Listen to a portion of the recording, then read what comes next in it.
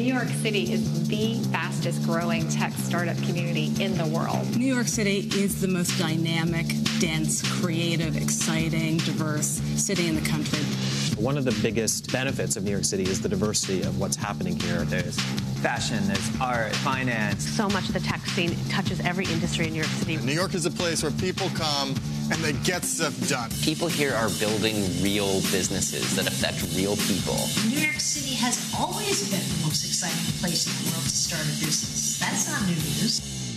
Digital.NYC is a public-private partnership that's really the first time anybody has connected all the pieces of the tech ecosystem. We're bigger than the sum of our community when you know that the government and the mayor have your back. As a startup founder, people that I meet are constantly asking me, where can I find a list of all the best startups in the city? It's going to be real-time, active. We're actually bringing together the tech ecosystem into one place.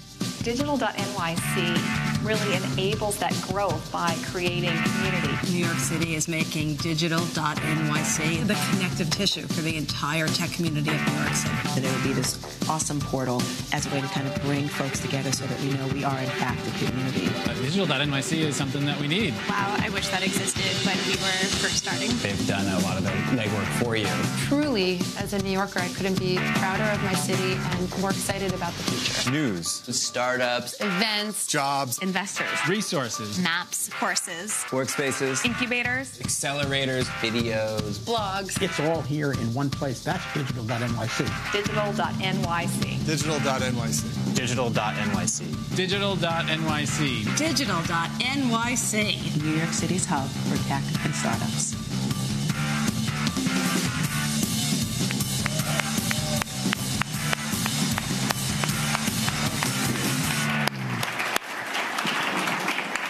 Well, you just watched history being made, because this extraordinary development for our city, this has just gone live now. You just saw the launch of something that is going to change the city for the better. It's going to improve and strengthen the tech sector. It's going to be a real change moment.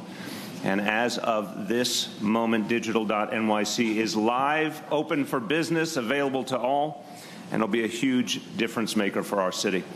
I want to welcome everyone to Dumbo Heights, to this extraordinary facility. This is a key part of their growing tech ecosystem, and this building is an example of the growth we're experiencing, the excitement, the possibilities, not only here in Dumbo Heights, here in Brooklyn, but here in the entire city, all 5 boroughs. And we've said from the beginning, we intend to help this sector become truly a 5-borough sector, and we're well on our way. This building is an extraordinary success story. I want to thank the owner and our host, Jared Kushner, who's been a great friend and a contributor in so many ways to the good of New York City. This building is something that really is going to be a difference maker. We already have major companies like Etsy and WeWork have signed leases here. This is going to be one of the cutting-edge developments in this city for the tech community.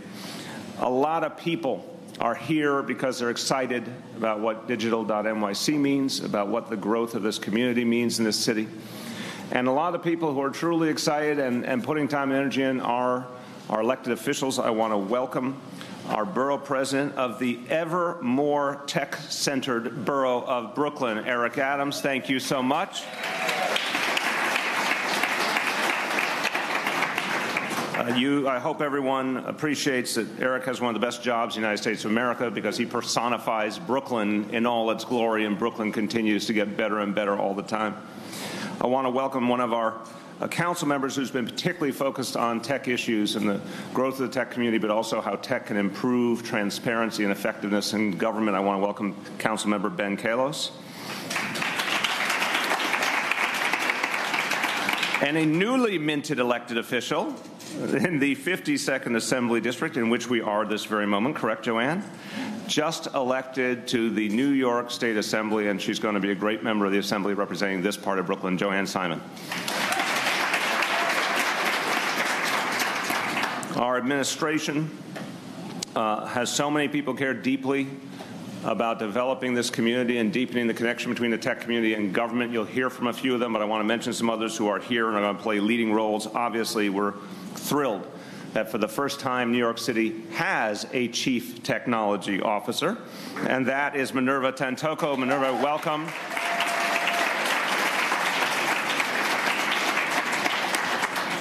It's really wonderful if you're initiating a brand new concept, a brand new role. You need someone with extraordinary ability and energy, and Minerva will blow you away with her vision and energy. So Minerva, we are so happy that you've taken on this role. My counsel, Maya Wiley, who's been a leading force in the administration on equity issues related to tech, on broadband access for all in every neighborhood, all 5 boroughs. I want to thank Maya Wiley for her tremendous efforts. So, you've seen the beginning of Digital.NYC. You've seen truly a moment of history, something that's going to change this city. We know that as we are already, we're one of the world's fastest growing tech hubs. There are so many organic reasons for that. We have the talent, we have the creativity and the sense of innovation in the DNA of this city. We have great universities, great hospitals. We are the global center of communications, the global center of finance, corporate entities of every kind represented here. There's so many reasons why we are a natural and strengthening tech hub. That happened largely due to the sense of innovation and entrepreneurship and energy and risk-taking of so many people in this room in the sector who believe that New York could be a great location for their businesses and for the growth of the community. Government played an important role, and I credit the previous administration, the city administration, Michael Bloomberg, for their great efforts to support the tech industry. And we want to build on those efforts because we have a lot more to do. This industry can grow a lot more in the city. It can be even more intrinsic to the future of the city. Again, it has to be more of a 5-borough industry. We're thrilled at the deepening presence here in Brooklyn. It has to be an industry that we work with to open up opportunity for all, particularly New Yorkers who come out of our public school system. And I see tremendous possibility here just based on what we've done before. But now, with Digital.NYC, we have a tool that we've never had before. And this is the first of its kind anywhere in the world, public-private partnership, to really bring all of the aspects of the industry together to help people navigate, to speed up their efforts to find each other, work together, network, create solutions, create partnerships. When you look on this site, and you'll see the demonstration in a moment, I was gratified to see that, this is not a site that uses mystical and complex language. There's straightforward phrases like, get funding, something we can all appreciate. Or, here's my own personal favorite, find a job. So to everyone who's a part of creating Digital.NYC, I give them extra credit for accessibility and clarity of language. This is going to be a main street for the tech community. It's going to be a crossroads where people come together and find each other in an easier and quicker way. And that's going to open up tremendous potential for an even faster growth of this community here in New York City. So we know why we are strong organically, but we never rest on our laurels. We have to constantly do better at building this community. And Digital.NYC is going to play a crucial role. No one in the world's managed to do something like this before. It does not shock me that some people in this room took the initiative and made it happen. It does not shock me that those people happen to be in New York City, because we are a place that innovates traditionally ahead of much of the rest of the world, and we're very proud. If you want to think of this in a very human terms, Digital.NYC is the ultimate tech matchmaker, helping someone who's got the talent but needs a job find the job, helping someone who's looking for talent, a company looking for talent, find the right talent, helping an investor who wants to find the right place to invest, or a company that needs an investor, needs an angel, find that angel. It all can happen here in real time and help us grow ever more quickly. Digital.NYC will be a unified search portal and database. It will have profiles of virtually every New York City tech company, virtually every New York City tech investor. It will have job listings, have news about the city's tech economy, and also an interactive event calendar, since this is a community that gathers in so many ways to share ideas, to share innovations, to look for new partnerships. We'll make it easier for people to find all of that. Now, this sector is creating jobs at an extraordinary level. Good paying jobs, quality jobs, the kind we need more of in New York City, and doing it in all 5 boroughs. I think fundamentally with Digital.NYC that process will improve and will speed. Again, why did it work? Because of an extraordinary sense of partnership, a public-private partnership of the best kind. Private sector and government coming together saying we had a possibility of doing better here. We have something we needed to break through, something we needed to amplify. How do we find a way to do it? And there was a natural partnership and a tremendously successful one. I want you to hear from the people who get the credit from this innovation, how this was put together and what it means for our city. And first, from the public side of the equation, someone who works every day to secure the position of New York City as one of the great global centers for technology and innovation, the president of the New York City Economic Development Corporation, Kyle Kimball.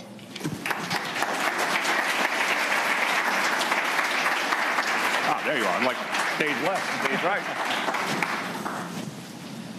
Great.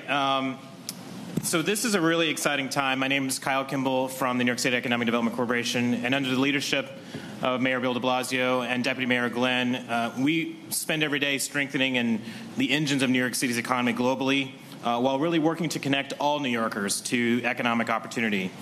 And while we are very proud to be a over $1 trillion economy and a global capital of many industries in terms of fashion, finance, media, as the mayor mentioned, and now tech, it's not lost on us that we are in a day-to-day global competition for talent and that we cannot rest on our laurels. And tech is vital to the diversification of this city's economy, producing 300,000 jobs, $125 billion of annual output, $50 billion in wages, 45,000 jobs alone in the last 10 years added, and these are high-quality, good-paying jobs. In addition, the capital, we've always thought that if you build it right and compete for the talent, the capital will follow. And that's really being seen in the venture capital community, with 116 deals in Q4 14 alone, resulting in $1 billion of VC funding, which is an 87% increase over the similar period over the last year. So our role at EDC is really to cultivate the conditions where ideas become companies, those companies become jobs for all New Yorkers, but we also have to make sure, in partnership with our city partners, that we have a workforce that is trained for the jobs that we're working so hard to create. And we work with the tech community to fill in the gaps that we see in the ecosystem. We needed an engineering talent, so we focused on applied sciences. We needed affordable real estate space, so we have launched a system of 15 incubators. We thought about how to leverage public data, so we had the Big Apps competition. But as the mayor said, we have a lot more to do. So thinking about talent, we have the Gen Tech pipeline for middle school students. We've hired Kristen Titus from Girls Who Code to help us think about through the tech talent and cultivate the tech talent pipeline. We are thinking about connectivity and the equity of connectivity around the 5 boroughs. So as the mayor mentioned, Maya Wiley thinking every day about how to make this a more equitable city in terms of its creativity and its Wi-Fi corridors. But also, how can New York City be a tech innovator itself? How can we walk the walk? And the answer to that is, of course, Minerva Tantoko, our first Chief Technology Officer. Our New York City ecosystem is unmatched in its scale and scope and its diversity and creativity, which in many ways is the greatest strength. We are the global capital like no other. And this tech ecosystem that's here really reflects the unique character of New York City. You can be in tech and feel the influence of people who have nothing to do with tech. You can be a tech person and be disrupted by people who don't understand technology. But this strength is also a challenge, and we've heard that from the community. We saw the need to bring this community together to find the companies, the capital, the talent, the resources, to bring light to all the connectivity, connective tissue that actually exists in this city, as the Deputy Mayor mentioned in the video. All with the goal of making the tech community greater than the sum of its parts. And this administration saw the need to build a front door for all New Yorkers to access the New York City tech community. And that's why we're so excited today to launch Digital.NYC. Really a one-stop shop, a front door for everything startup related, for the tech entrepreneurs seeking incubator space, early stage company ready to raise their first round of capital, a mature company expanding its job base or posting a job, a middle school student looking for a coding class or to become more ready for the next class in their school, or a community-based organization seeking support to redesign a website or to grow their presence. So in capturing all these diverse elements, our tech ecosystem, and putting in place in one easy, accessible place, we're very excited about this public-private partnership between EDC and GUST and IBM that brought us here today to ensure that whatever happens next in New York City tech happens right here in New York City. I want to thank Deputy Mayor Glenn in particular for her challenging us to think of ways we can disrupt ourselves and think differently about this industry and to keep up the momentum. Of course, our partners at GUST and IBM, working with you, the companies and civic organizations that gave us the feedback in the process heretofore, namely Jessica Lawrence at Tech Meetup, who really inspired us. Really the talented city and EDC team, Kat Lau, Dimitri Pakilko, Eric Erler, as well as our city partners, Jeff Merritt and Jess Singleton, who have been great partners in making today possible.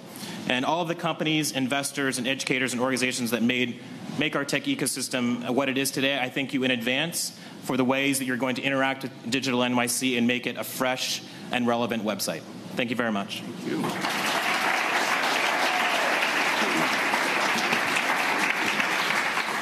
So that was the public side of the equation. I want you to hear now about the private side of the equation, this extraordinary partnership. And it makes sense that David S. Rose was a driving force here because he has helped so many people in this sector, in this city, to find the funding they need, to help them pitch their ideas, and he's lived it already. He's lived the process of helping this community grow, company by company. In fact, he was so moved by the process, he wrote a book, Angel Investing, to give guidance to investors in how to engage startups and help them to grow.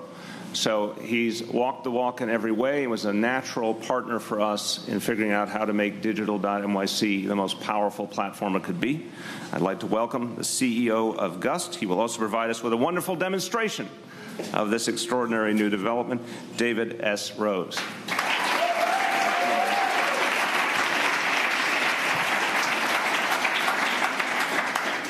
So to quickly reiterate two important points that the mayor and Kyle made. This, number one, is a public-private partnership. All too often, public-private partnerships are in name only, or it's just dollars. This really is a true partnership. This was inspired and guided by the city. EDC has been involved with this from day one. This has been funded and sponsored and hosted by IBM, one of the leading tech companies in the world.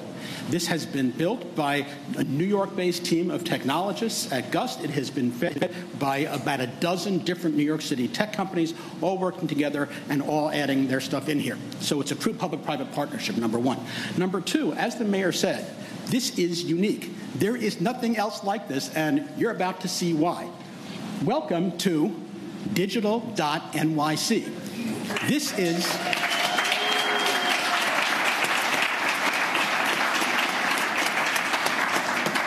just the homepage of this thing.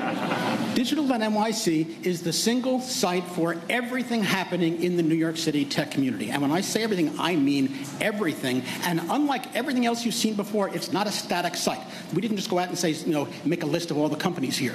All of this stuff, every single thing on this site is generated live in real time from a dozen different companies who are working in the community, whether to provide funding, to provide office space, to provide classes. They're all generating this here internally. Can I be your spokesmodel for a moment? Just one moment. Get funding. Get funding or get a job. There you have it.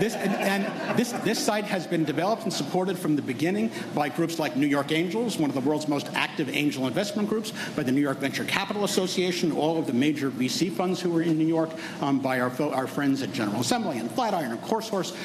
So let me just quickly walk you through, since we don't have all day. And you can explore the site. It's now live, as the mayor said, so you can go on to Digital.NYC and try it yourself. But here is a quick smattering of what you got. Now, you may have seen the city's digital map before, which is great. The digital map historically was just showing here are some companies here. This is now a live, updated map of everything in the ecosystem. Virtually every startup company, virtually every job, virtually every event, virtually every investment organization. You can filter it, you can zoom in, zoom out, see what's happening where. And the reason we can do this is because, for the first time, this is actually based on a database, the database of virtually every single startup in New York City. And so as of launch today, it'll have, I think, about 6,000 or so startups who are listed here. We expect to have this up to 10,000 or more shortly after launch. And now, because you have all the startups here, you can then curate on top of this. So if you look at the top, you'll see these startup collections. So the Made in New York collection is New York City's collection of these are the leading companies in New York City tech. There are companies that have been primarily coded here and that have reached scale. You also have curators like our local accelerators here in New York. So you have the current class from the Dream It Accelerator. You have the companies that are in the big apps competition. So these are curated collections of the best and the most interesting companies from the database. Now, unlike a search engine, which just link you off to a website there, what you have underlying these things is a full profile for every company. And this information is supported and supplied by the company. So nobody else is scraping or creating this stuff. This is generated by the company itself. This is a wonderful company based in Bushwick, by the way.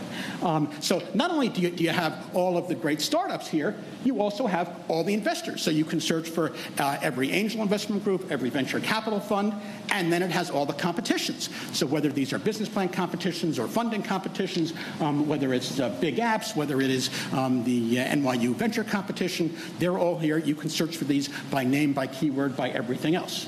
Okay, starting there, let's take a quick tour and go see what else we have. How about every single event, a single coordinated event calendar for the entire city of New York with every event, every meetup, every hackathon, every lecture, everybody. All organized, all sorted, you can search by industry, by keyword, by name, you can filter by location. You have links here to all the existing things that are curating the New York's community. Gary's Guide from Gary Sharma, This Week in New York Innovation from Charlie O'Donnell, Startup Digest from Frank Dembo. You have everything in one place. All right, you want to get a job? Hey, we have all the jobs here. So these are sourced from all of our partners, from the Muse and Uncubed and Startup Hired. You can search by industry, by keyword, by name. You can get information on the company, on the job. There's advice as to how to actually find a job and prepare your resume. How about classes? Prepare yourself for a job. So these are all the classes involved in the digital tech world here. So whether these are coming from General Assembly or the Flatiron School or lectures or individual classes, search by whatever you want to get a class for. It's sourced by our friends from CourseHorse who aggregate all of the jobs in New York City. Oh, you want to find a place to work? Well, that's okay. We got all the spaces to work in here, both the places like WeWork, which will be occupying this wonderful building, and the large-scale co-working spaces. The individual in somebody's office, if you have an extra spare room in your office in the tech world and you want to make it available on a month-to-month basis, you just go to our partner's pivot desk and poof, it'll show up right over here, and you can actually find a desk on a month-to-month basis. Incubators and accelerators. So these are all the incubators supported by the EDC. These are all of the accelerator programs, of now which there are over a dozen in New York City, specializing in both generic tech companies and food and real estate, you name it. Resources, all the resources that the city and the private sector have aggregated over time. You have, IBM has put in a ton of resources into this. You have all the things that the New York City Small Business Services and the EDC have aggregated over time. You have a directory of all the community organizations that are here to support our work. A lot of these groups were involved in helping to define the site and suggesting what we should be doing in here. So if you want to find whether it's a business improvement district that's providing advice for locating in a particular area, it's all here.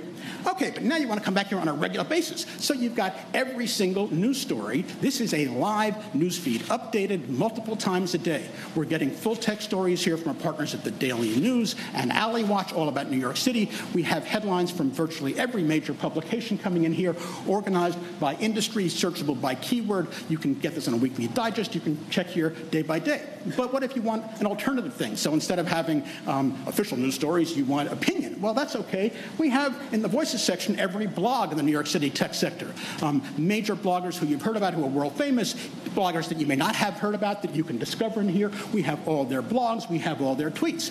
And if you're the kind of person who doesn't want to read, but you actually want to watch, hey, we have a whole video section. So we have, courtesy of our friends at Waywire.com, every video in the tech sector, all the pitch videos for all the companies, all of the videos from EDC, all the videos from the Made in New York program. They're all here. They're all live. They're all updated. They're searchable and sortable.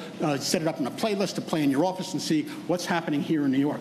All told, this is one extraordinary site. It is unique. There is no place else in the world that has this. It's live. It's comprehensive. This is Digital.NYC.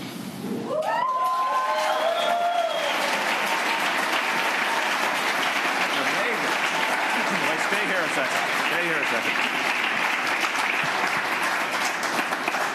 That was a smoking hot presentation, first of all.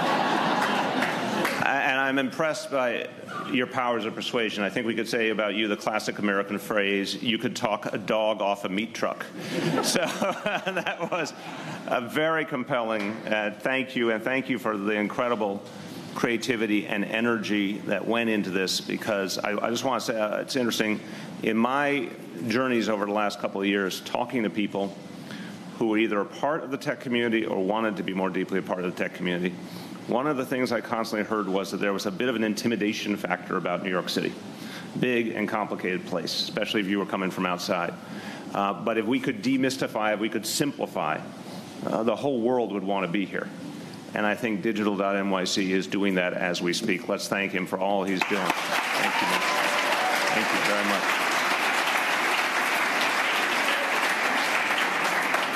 Another great thing about Digital.NYC is it amplifies the point that, again, we want it to be a 5-borough industry. We want to reach into neighborhoods all over the city. We want it to benefit people of all walks of life in all neighborhoods. And that means also having a portal where community-based organizations can play a key role, connecting with the community, connecting with investors, connecting folks looking for a job to where the jobs are or the training is. The community component has been an area where we need a lot more progress, and Digital.NYC gives us a great opportunity to do that. And to speak to that point, a woman who has been focused throughout her career on empowering the community she grew up in the South Bronx, and she's focused particularly lately on getting folks from the community to enter the tech ecosystem. And Majora Carter created Startup Box South Bronx. There appears to be a contingent here from Startup Box South Bronx to bring together community members and students and startups to learn from each other, connect with each other, work together, inspire each other, and that's a hugely important model for the whole city. I'd like to welcome Majora Carter. You got your student section here. That's how people from the Bronx roll. Anywho, I'm also really not at all surprised that your first CTO is also from my alma mater, a graduate of the Bronx High School of Science, all right? So there you go. But again, congratulations on the launch of Digital.NYC. And many people believe that a successful startup, that it's born in a garage, by a couple of guys thinking it through one night, and that it magically happens overnight. But those of us who have actually started ventures know that the greatest, coolest overnight sensation was usually years in the making. My name's Majora Carter, and I am very proud to help lead the Bronx's knowledge economy. I run a social enterprise called Startup Box South Bronx, where we perform quality assurance testing services for New York area games companies and also other software developers. But Startup Box is an outlier in the current New York City tech ecosystem. We are not in Dumbo, and we are way north of 30th Street. We are from the Boogie Down. And proud of it. But our team members would sooner be considered candidates for stop and frisk rather than assumed to be part of the New York City tech worker economy. When most people think of technology in low-income communities in New York City, like the South Bronx, they think of teaching kids to code. And there is, I think, some great enthusiasm around that, as there should be. We should be teaching kids to do a lot of things, like art and literature and language and history, how to play well with others and how to play outside, little things like that. And yes, they should be teaching them to code. But what about when they're not so cute kids anymore? What about the cute young adults in our communities? The ones that have creativity and talent and drive. But we didn't necessarily have the access to networks and resources that those guys in the garage might have had. They need experience, and they need jobs right now. Startup Box is linking people who need jobs to services that the industry needs now via quality assurance or QA testing, a service that is often offshored. Urban onshoring these entry-level jobs in the game sector today builds the tech talent pipeline that helps New York City developers and helps our local economy grow. But it was because of the tremendous outreach effort by the mayor's Digital.NYC team that our crew from the boogie down was able to actually help contribute to the launch of Digital.NYC.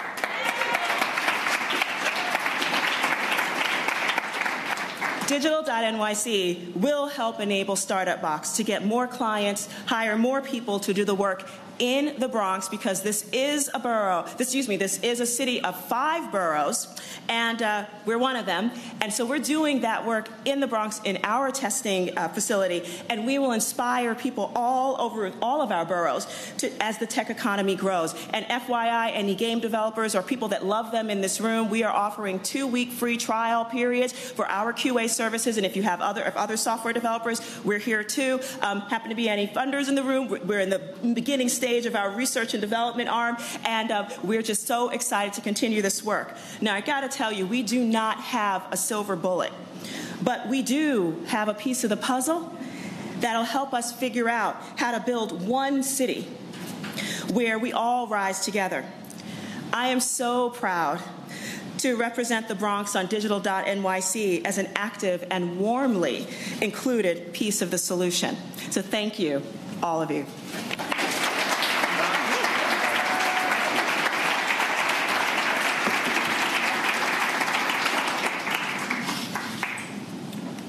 You're hearing a tremendous spirit of partnership.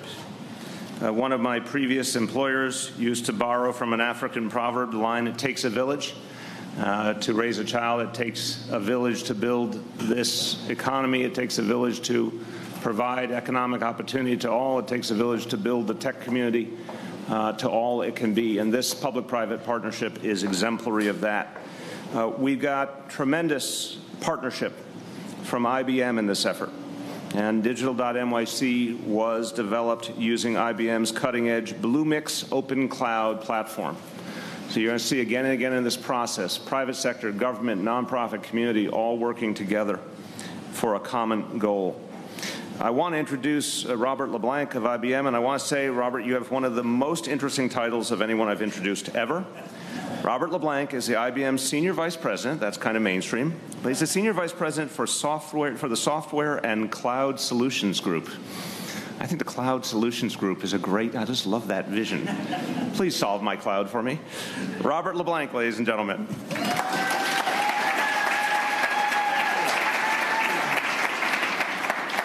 Good morning. Thank you, Mayor de Blasio, Deputy Mayor Glenn, Ms. Tantico, and Mr. Kimball. I'm thrilled to be here to represent IBM as the City of New York again demonstrates that it really is a center of innovation and everything digital. It's truly a privilege to be part of this vibrant and thriving tech community. Now, IBM's got a long history of partnering with New York City. You know, although our headquarters is up in Armonk, New York, just north of here, IBM was actually founded in New York City in 1911. And over the decades, we've seen the importance of continuing to make investments in helping nurture innovation in all the communities in which we operate. We launched in 2010 the Global Entrepreneur Program. And since then, we've helped 2,500 new businesses in key areas such as green energy, healthcare, and transportation. In fact, we've helped more than 30 local entrepreneurs and 50 startups here in New York. At the same time, we recognize the importance of ensuring the next generation of technologists have the right skills. In fact, we partnered with the city on P-Tech, a new kind of high school that helps students not only get a high school diploma, but get an associate degree in math and science. And I'm proud to say the first class is graduating here next May. Pretty cool. Now, our investment in New York and Silicon Alley doesn't stop here. In fact, if you step outside and look across the river, you'll see our latest investment, and that is our Watson Center at Astor Place. where we have taken our leading cognitive technology, and that is the world headquarters for us.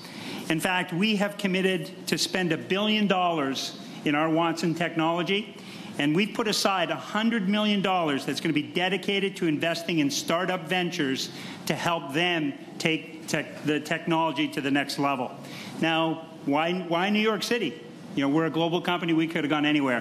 Where else can you be close to a lot of great entrepreneurs like all of you? Because to drive to the next generation, you really do need that partnership. And we're committed to work with the community and work with the startups to drive that level and really transform the way the world works and the way we live. Now, we're absolutely thrilled that our cloud platform, IBM Bluemix, which runs on our global software cloud infrastructure, was here to help Gust and New York City's digital team here on deliver Digital.NYC. And boy, I'll tell you, I am impressed. I see a lot of stuff. I am really impressed. I think you've done an outstanding job. Now, aside from serving as the engine here for the site, IBM Bluemix is already being used by startups right here in New York City. In fact, the Flatiron District-based Measuresense uses software in Bluemix to power its intelligence platform.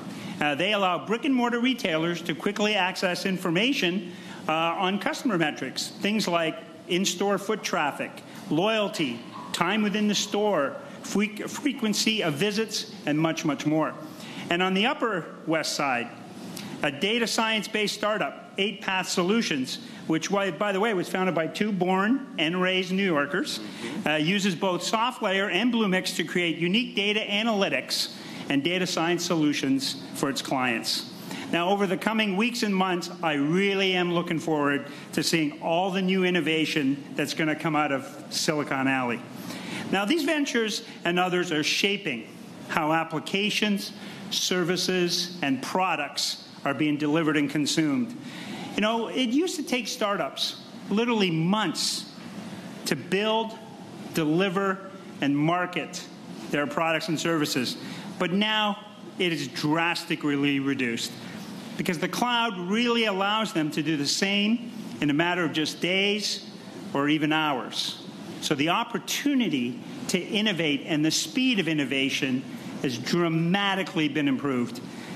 Now, we join New York City here in the view that today's announcement is more than just introducing a new digital platform for the tech community. This is more about a launching pad for economic development, innovation, and a new way to engage the next generation of entrepreneurs. And once again, we want to bring the big lights and the big dreams that have made New York, you know, the capital of the world. We want to bring them all together and be part of that with all of you. Now, adding to New York's status as the media and financial center of the world, Digital.NYC is designed to bring the city's dynamic and creative business culture into the cloud and unleash a new wave of innovation that will continue to showcase New York as one of the world's great technology hubs. That's why we're here. That's why we're part of this. And we are really, really excited. So thanks again to the city, to all of our partners, and to all of you on this great day. And for all of you that are participating in making this happen, what a great job. Thank you. Thank you.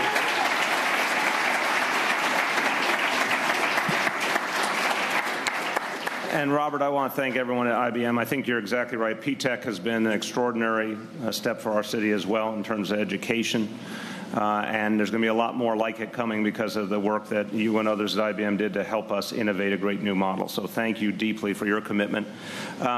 You know, Robert made a key point from a business point of view. Why be here? Because the brains are here, the talent's here, the innovation is here, the creativity is here. We love and respect our brothers and sisters in California. But I note that if you have to go from a meeting in San Francisco to a meeting in Mountain View or drive over to Palo Alto or San Jose, you know, as opposed to here in Dumbo Heights, you walk across the aisle of the building, walk across the hallway to find the best talent of your generation, walk down the street, cross the street, go to the cafe. We have an extraordinary concentration of talent. But people can find each other. so humanly, so immediately, and now with Digital.NYC even faster and better. I think that's going to be the great competitive advantage of this city. So everyone's here and everyone can connect so powerfully. I mentioned before, a lot of the best is happening in Brooklyn. I love all 5 boroughs, but I come from Brooklyn. A lot of the best is happening in Brooklyn. Brooklyn is a place that literally all over the world people want to come to, want to be a part of, want to contribute to. I traveled to Italy back in July, and when I said I was from Brooklyn, people's faces lit up. I know you've had the experience all around the world. Well, again, the man who gets to lead all of Brooklyn and has been tremendous support in all of the efforts to build this community, but also to make sure it's a community that reaches deep into the borough and creates opportunity for all, is our borough president, Eric Adams.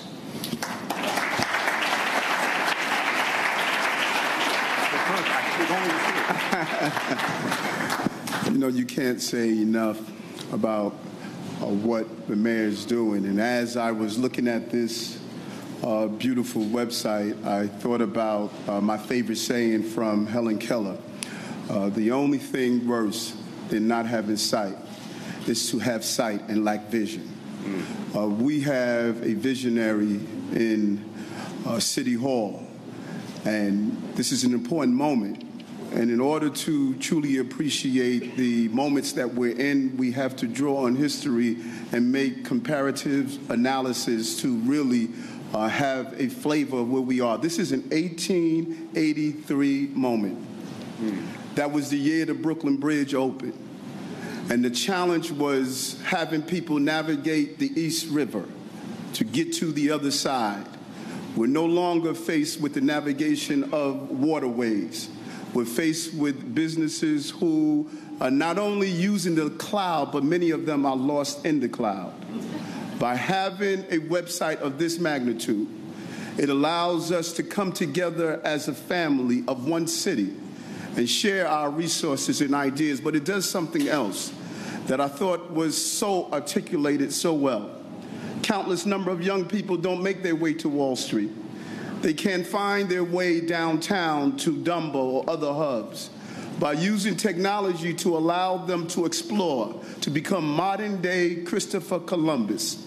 They don't stay in the geographical boundaries of their block. They go beyond that. We are creating not Metro card leaders, but passport leaders. And this is the passport of the future for those young people.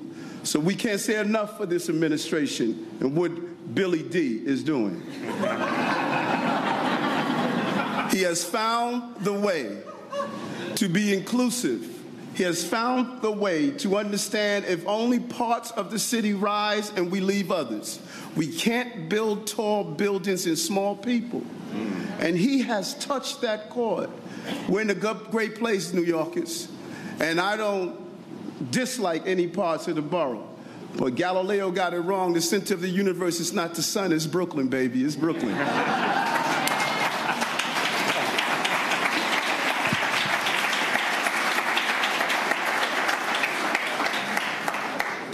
Conclude with one thought. Tim Berners-Lee, the creator of the World Wide Web, said something very powerful. He said, the web, as I envisaged it, we have not seen it yet. The future is so much bigger than the past. It's a powerful quote, and it's powerful of the capacity of the internet.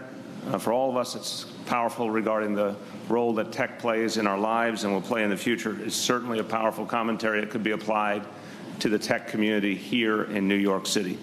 Before this day, the future of the tech community here was bright. Because of Digital.NYC, the future of this community is immeasurably brighter. And this is a great day for this city. So with that, we will allow our friends in the media. Go ahead. They're right there. Yes, I see them. We will. They're never far away, Frankie. We will allow our friends in the media first to ask questions on topic and then off topic. On topic. You know, come join us, yes. Join the firing line with me. You can also take the off-topic questions, David. That would be great. I'd appreciate that. Could we have, like, guests take the off-topic questions each day?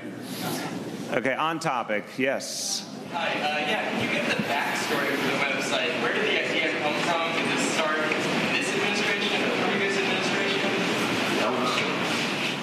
This has been an EDC project spanning both administrations. So this has been in the works at varying levels for a number of years. The city has had a long history of trying to help and support the tech community here with multiple attempts. And then the idea from the private sector getting together, which is a very cohesive world here in New York, was saying we have all this data and all this information. Can we work with the city in a way that will come up with something that is live and innovative? And so then working with the city, with EDC in the last administration, and then picking up real steam with real support from this administration, and then bringing IBM in and all working together. This was a true partnership. So the RFP that was done originally was done in 2012, but the process that ended up in the last administration was a completely different website, which is the Made in New York website that came out of the Mayor's Office of Media and Entertainment.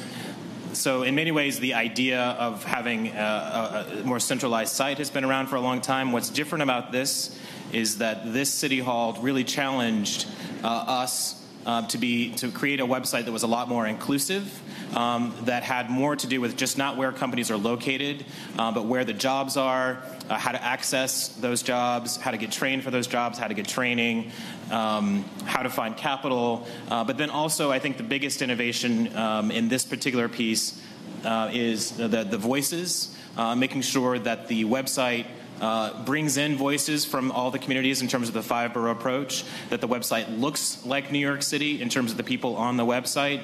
So the idea of having a centralized website has been around for a long time, but this particular website, in terms of what it looks like, the information it provides, and how it's delivered to New York City residents, is fundamentally something that started in January. Yes. Okay. We'll take again media questions on topic, and then we'll go to off topic. Great website. Besides the traffic on 101, could you articulate other reasons that New York is a better place for startups? I'll start, and Kyle, feel free, or anyone else who wants to join in. We respect California greatly. We just have some attributes that I think are superior for where this community is going. The traffic is not the issue alone, meaning I think there's a lack of proximity that means a lot of drag, a lot of time and energy lost. And here again, people can connect with this effortlessly, and the physicality is just so much better, so much more natural and organic how people connect with each other.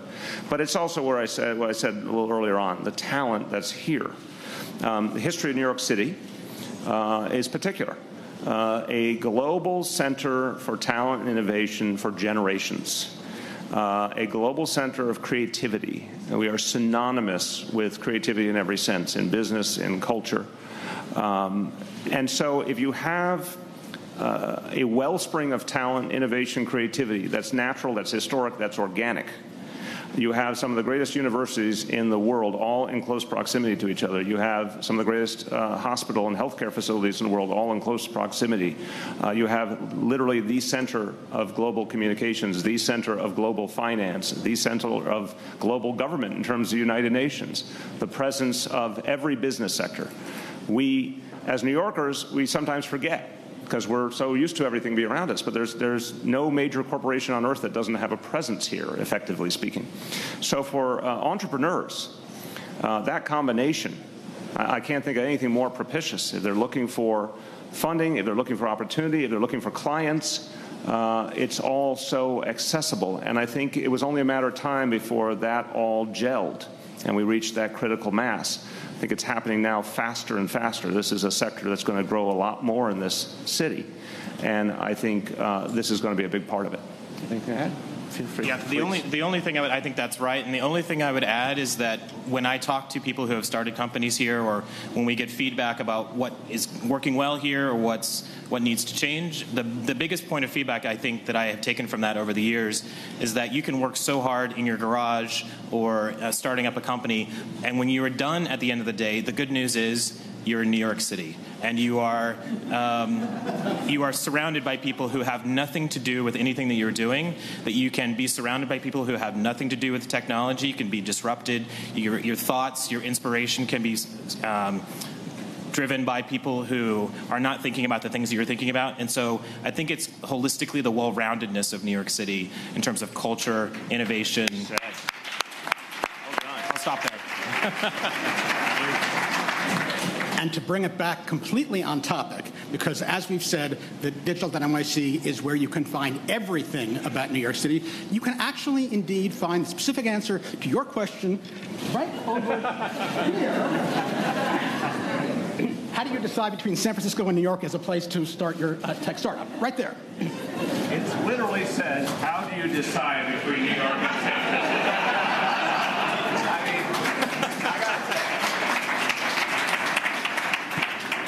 David, you're my new communications director, because this is like if you're sitting there, you're just musing on that question. You go and it speaks to you. It's the exact question you wanted to ask. On topic. On topic. Going once. Where? Here. Ah, there. There's a variety of startups and other companies that have business models built around providing some of this information one way or the other. Did it come up in putting these partnerships together about whether you're undercutting some of the members of this community by having such an expansive website? Sure. The question was, there are other companies, commercial companies, that do some or all of these things, or some of these things. Nobody does all of these things. And was taken into account when we did this? And the answer is absolutely yes. And this is actually non-competitive with anybody. The other ones who are in the space are all the partners. So you're looking in terms of classes. CourseSource, which has aggregated all the courses in New York City, is supplying data here. Pivot Desk, which aggregates all the workspaces, is supplying data here. Alley Watch, which is the news about the alley, is incorporated here. There are links here to things like Gary's Guide, which is a calendar, curated works from Charlie O'Donnell and Startup Digest. So absolutely, this is non-competitive. This was designed specifically to not step on anybody's toes, but instead incorporate them and be greater than the sum of the individual parts.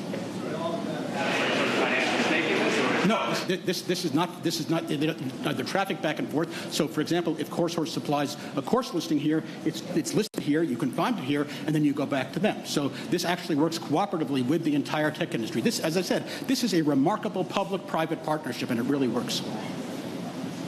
I'm tempted to play the song Matchmaker from Fiddler on the Roof to illustrate that the great power here is to provide that connection point.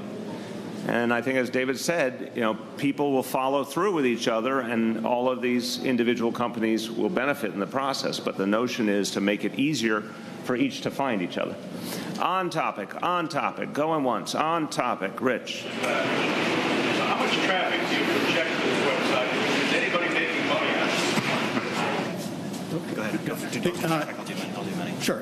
In terms of traffic, we'll see. Hopefully, millions of people will come in starting as of an hour and a half ago. But we don't know yet. So the answer is we logically, based on similar websites, you're looking at millions of page views and maybe even more than that. So the city and IBM are actively supporting it. So you will see a whole campaign. You will see bus stop shelter ads. You'll see lamppost banners. You'll see taxi TV videos. You'll see a bunch of things in support of bringing everybody to the site. But just to be clear, this is not a financially driven. There are no financial attractions that will take place on the website. You won't be able to pay to have your job listed higher. There will be no banner ads. So this is not about the finances. This is about purely information getting out the door.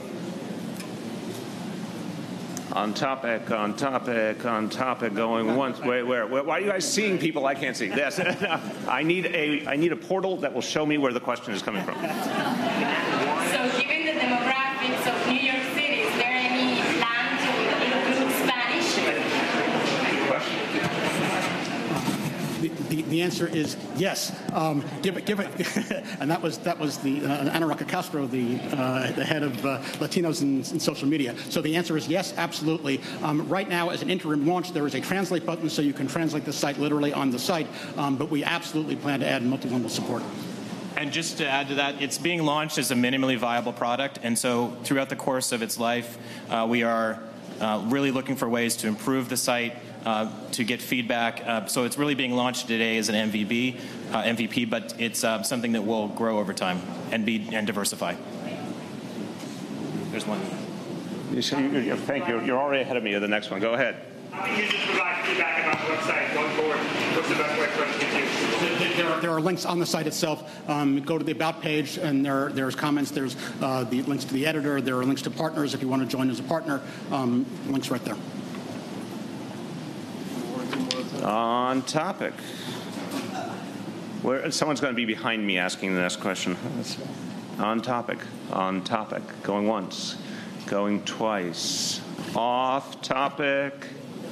Way in the back. This is about the 5-year-old who was handcuffed in his Bronx school. Can you hear me? What is the city's official policy on restraining students in school for bad behavior? And generally, are you in favor of using handcuffs on a 5-year-old for acting out? I'm a parent. Chiara and Dante went to public school, and obviously I am tremendously sensitive to the fact that we want to treat our kids with great care. There are some really tough situations, but we want maximum care, maximum flexibility, maximum restraint when it comes to how we treat our youngest kids in particular. The policy that we inherited, we're not satisfied with. A new policy will be announced quite soon, clarifying the kind of restraint we expect in these situations. We clearly want to have it be a very rare situation where a child needs to be restrained in the manner of this incident. I don't have all the facts on the incident, so I can't speak to all the details. But from what I have heard, this would be a rarity under our new policy. There may be some very exceptional moments when something like this is necessary, but our goal is to make it very, very rare. Please. We had a meeting for last night. Something came up in terms of the work that he does, which is not a shocking development. He has a lot on his plate, and we agreed that it would happen in the next few days. Yes. The comptroller this morning raised the factor that the static living wage bill may have had to do with politics. Is there anything to that? Is that true? No. Look, the bottom line here is we've had tremendous unity with the City Council on this issue. We had a lot of communication with the council leadership on where we needed to go. Obviously, this was a vision I announced back in February in the State of the City address. So it's been a well-known fact for months that we intended to do this, but as I said yesterday, we found along the way ways to reach farther and improve the wage levels for what will be ultimately as many as 18,000 New York City families. So this was the right thing to do, and it needed to take immediate effect, and the executive order allowed us to literally have, by the stroke of a pen, a new policy that can now be used by Kyle and Alicia Glenn and the team that puts together economic development deals to ensure that more of our workers will be better paid. The bottom line is that we're very cognizant of the different roles that each agency plays, and under the charter and under the executive order, the Comptroller's Office will investigate complaints related to any violations of the executive order and will respond to the complaints in the first instance. But the Department of Consumer Affairs has the enforcement capacity. It is an organization that literally reaches out across the city every day on a variety of issues and has the enforcement capacity to act on any complaints, and that's the natural division of labor. Mike. Comptroller issued a report today giving New York City a D for its performance on NWB contracting and financial markets involved performance in the industries. I think it's another example of taking primarily older data and assessing it, and I would agree that the past performance was unacceptable, but I think if you're talking about January 1st to present, you see the beginning of a new approach. We have 641 MWBE firms that have been certified in the first 9 months of the year. That's a much faster pace than before. You're going to see a lot more of that happening. Maria Torres, our Small Business Services Commissioner, is particularly devoted to this mission and plays a crucial role in that certification process. Maya Wiley, my counsel, is leading our overall efforts to update and strengthen our MWE policies. So we are very confident that you're going to see a sea change when it comes to the approach to MWBE compared to not just the previous administration, the previous two administrations. Yes. Following up on the previous two questions about... I'm sorry, one second. I just want to say to everyone in the room, you got to help me out with your conversations for a few minutes because I'm having a little trouble hearing our friends in the press. So Just give us a few more minutes so we can get through this. Go ahead. Just to follow up on those previous two questions about the comptroller's words today, I'm just wondering kind of what you think of your relationship with the comptroller. You know, if you could describe that, this is not the first time that he's been critical of something that you attempted to roll out. This is never about personalities. We have a job to do.